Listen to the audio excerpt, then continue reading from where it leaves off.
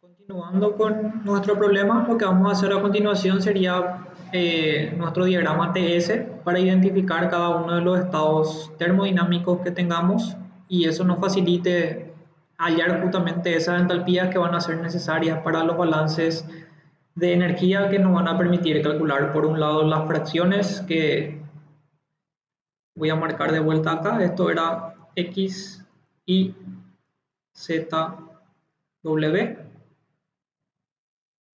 Y voy a marcar también ya acá abajo para que no nos olvidemos que el 11 era X más Y, el 13 es X más Y más Z y el 15 es X más Y más Z más W. Y esto que está acá era 1 menos X menos Y menos Z menos W. Bueno, entonces vamos a ir colocando cada uno de los puntos que tenemos conocidos. Vamos a empezar con nuestra entrada a la turbina, la presión de alta, que sería en este caso, digamos, un punto acá arriba. Esto sería el estado 7, con la presión de 8600. Entonces, esto en principio va a tener una expansión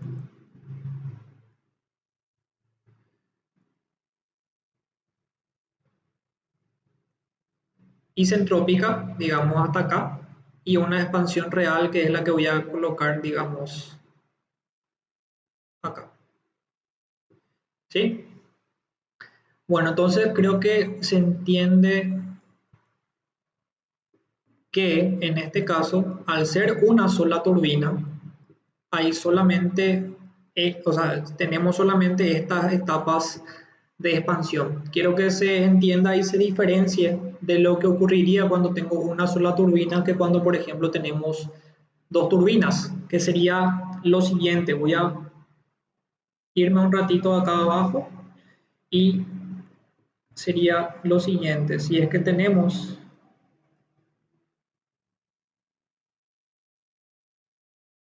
digamos, tres presiones, tengo una primera etapa de expansión que sería de acá hasta acá en condiciones isentrópicas y de acá a acá en condiciones reales.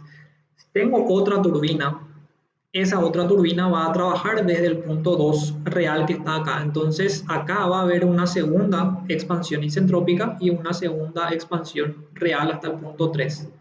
¿Sí? Quiero que se entienda que esto que estamos viendo acá no es lo que está ocurriendo en el problema que estamos analizando porque justamente tenemos una sola turbina. ¿Sí? Bueno, entonces, haciendo esa aclaración, continuamos con la definición de nuestros estados y vamos a ir definiendo los que corresponden a cada una de las etapas de extracción que tenemos acá. Serían 8, 10, 12, 14 y la salida final 16. Entonces 8 sería lo que se estaría extrayendo más o menos acá. Esto sería entonces el punto 8. Esto que está acá sería el punto 10. Esto que está acá sería el punto 12. Esto que está acá sería el punto 14 y esto al final sería el punto 16. ¿Sí? Entonces ya tenemos definido el vapor que entra a la turbina y cada una de las etapas de extracción para los calentadores. ¿Está bien?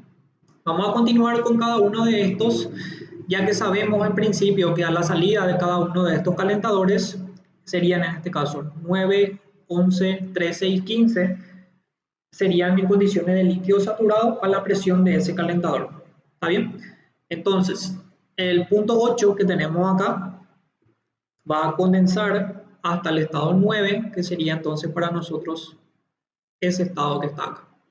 El estado 10 va a condensar hasta el estado 11, el estado 12 va a condensar hasta el estado 13 y el estado 14 va a condensar hasta el estado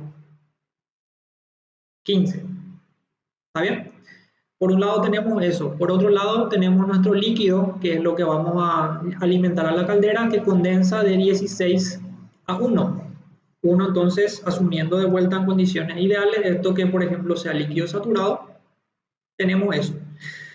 Y eso se eleva directamente ya la presión hasta la presión de la caldera, que sería la presión en este caso de 7 o la presión de alta acá arriba, ¿verdad? Entonces, coloco los indicadores de presión acá, que sería para la presión de 9, 11, 13 y 15 también, ¿verdad? Pero no vamos a usar eso, no vamos a visualizar. Es mejor directamente ver ya que esto va a alimentarse o se va a comprimir en este caso la presión de la caldera. Entonces, este sería el punto 2, que en condiciones, bueno, en condiciones, esto serían condiciones isentrópicas también, y en condiciones reales, digamos, sería un poquitito más por acá. Entonces, esto sería más o menos el punto 2 ahora. ¿Está bien? Bueno, ¿qué tenemos después? Tenemos las etapas de calentamiento que tendríamos para nuestro líquido, que faltaría agregar, que esto sería de 2, esto pasa a 4, esto pasa a 5, esto pasa de 2 a 3 primero, después a 4, después a 5 y por último a 6, ¿verdad? Entonces, lo que podemos notar o tratar de identificar acá es esa diferencia de temperatura que habíamos comentado respecto a los calentadores que están operando, digamos, en esta condición de saturación con respecto a la temperatura de salida de ese calentador. ¿Está bien? Entonces, en principio, en este caso, el punto 2, que está a una temperatura de 46, se va a calentar hasta la temperatura de 91. Entonces, esta temperatura 15 en principio debería estar por encima, un poco más acá arriba de esto. Para que se entienda un poco mejor, creo que puedo dejarle, digamos, el punto 2 un poco más acá a la izquierda, acá, más o menos, para que se entienda que la temperatura del punto 2 no va a poder ser mayor que la temperatura 15, ¿verdad? Entonces, 2 en principio se va a calentar hasta 91, 15 sería en principio 96, entonces más o menos por acá, cerquita, para tratar de que se entienda más o menos esto sería nuestro estado 3 en este caso. El estado 3 se va a calentar hasta el estado 4, que es 136. Esto debería tener una temperatura en este caso menor que lo que sería el estado 13. Entonces, para hacer esa pequeña diferencia de vuelta, vamos a colocarle el punto 4 acá un poquitito por debajo de 13. ¿Está bien? Lo mismo hacemos con el estado 5, que sería nuestra siguiente etapa de calentamiento, que estaríamos colocando por acá más o menos, que sería un poquitito por debajo de 11. Entonces sería 5.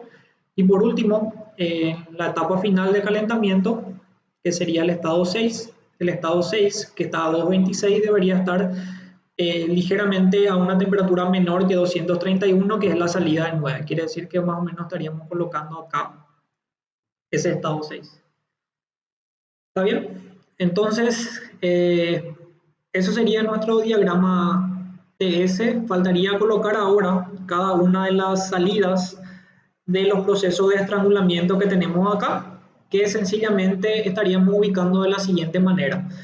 La corriente 9, que voy a estrangular de 9 a 9', va a seguir la siguiente trayectoria, es decir, 9 va a estrangularse. Sabemos que el procedimiento de estrangulamiento no ocurre a entropía constante, entonces 9 va a pasar a este punto que sería el punto 9'. ¿Sí? Luego, lo mismo tendríamos para las corrientes 11, 13 y 15. Esta corriente 11 se va a expandir hasta una corriente 11'. Esto se va a expandir hasta una corriente 13'. Y esto se va a expandir hasta una corriente 15'. En donde si queremos mirar de vuelta nuestros flujos, este flujo que está acá era X, esto es Y, esto es Z, esto es W, y lo que viene acá es 1 menos X menos Y menos Z menos W.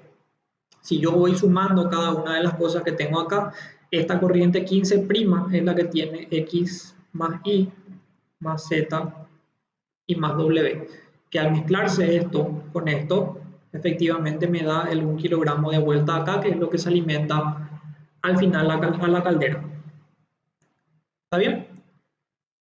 Bueno, creo que con eso entonces sí ya tenemos definido nuestro diagrama TS y ahora lo que quedaría sería ir sacando las entalpías conocidas y calcular las entalpías desconocidas a partir de alguna eficiencia si es que podemos para después, una vez tenidas ya todas las entalpías, plantear los balances de energía necesarios. Voy a parar de vuelta el video hasta acá y continuamos con los cálculos de entalpía y los balances en un siguiente y último video.